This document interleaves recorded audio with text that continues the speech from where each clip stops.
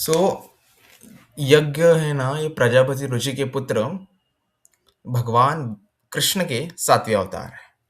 सो इसका वर्णन है भागवतम के 1.3.12 में। भागवतम का प्रथम श्लोक, तृतीय अध्याय और द्वादशम सॉरी फर्स्ट कैंटो, तीसरा चैप्टर और 12वां श्लोक में है। सो प्रथम स्कंद, तृतीय अध्याय, द्वादशम श्लोक। ततं सप्तमम् अकूतय रुचे यज्ञोऽभ्यजायत स यामध्यं सुरगण्ये पात स्वयंभुवन्तरम्। तो सातवें अवतार यज्ञ थे, जो प्रजापति रुचि और उनकी पत्नी अकुति के पुत्र थे। उन्होंने स्वयंभू स्वयंभुव मनु के परिवर्तन काल को नियंत्रित किया और उनके पुत्र यम जैसे देवताओं ने उनकी सहायता की।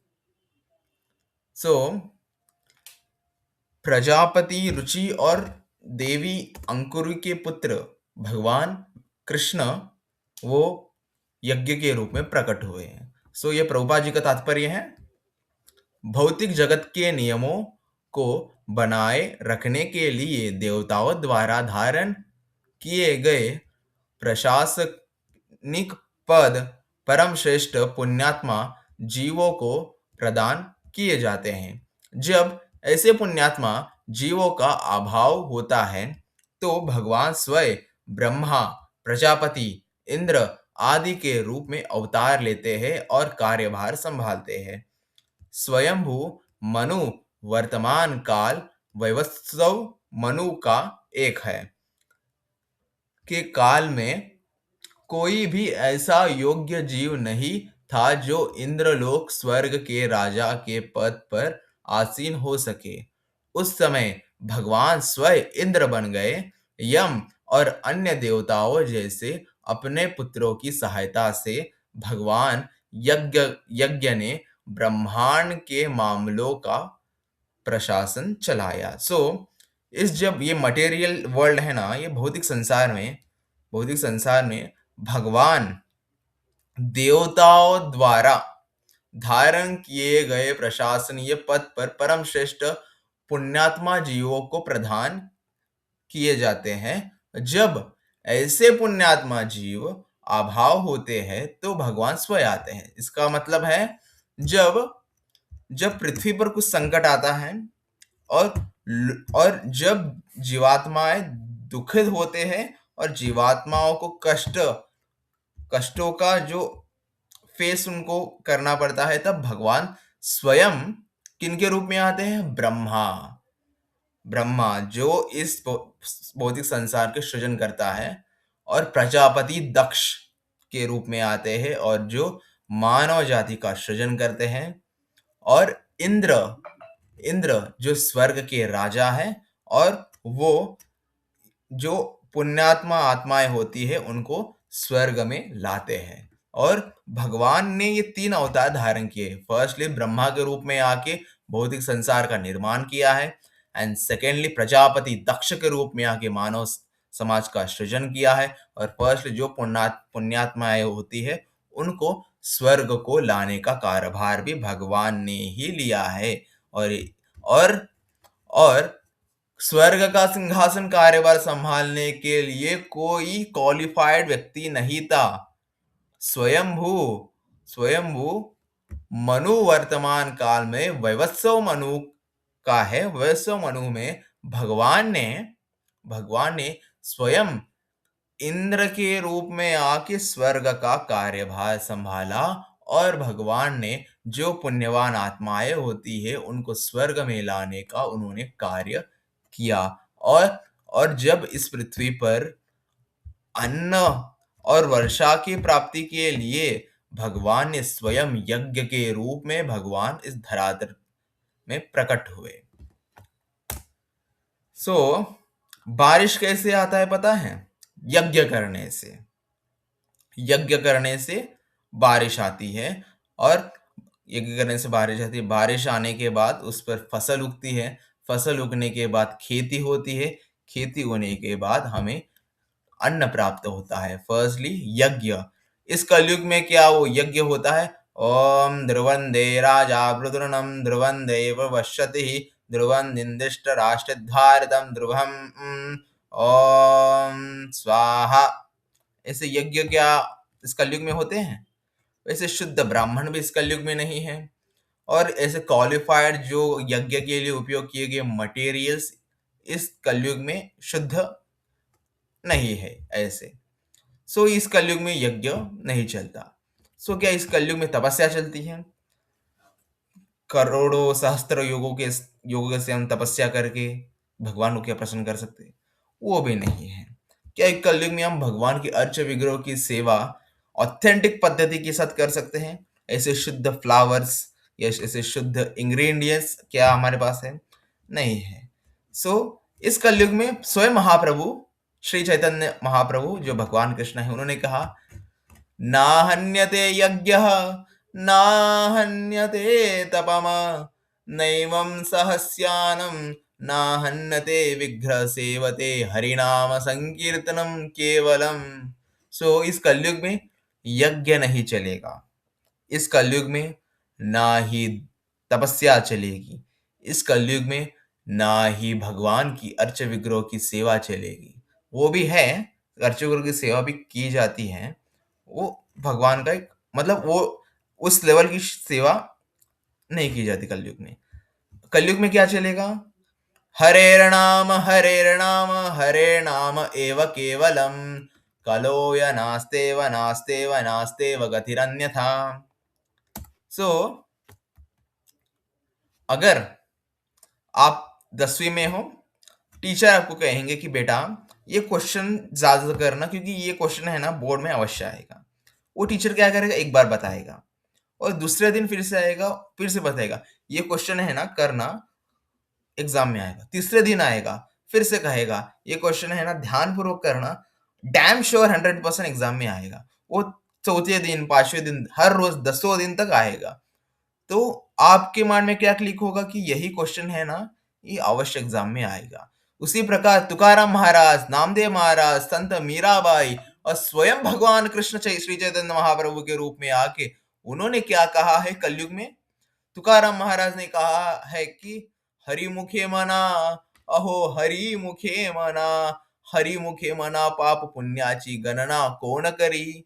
तुकाराम महाराज कहते हैं हरि का नाम जपो, हरि का नाम जपो, हरि का नाम जपो, क्योंकि पाप, अगर तुम हरि का नाम जपोगे तो पाप और पुण्य की लेखा जोखी करना इस संसार में कोई नहीं है, तुकाराम महाराज ने भी कहा। और जो भगवान शिव है, आदि शंकराचार्य, उन्होंने भी कहा भज गोविंदम भज गोविंदम भज गोविंदम गूढ़मते। उन्होंने कहा कि एक बार ने 3 बार कहा गोविंद का नाम जपो, गोविंद का नाम जपो, गोविंद का नाम जपो।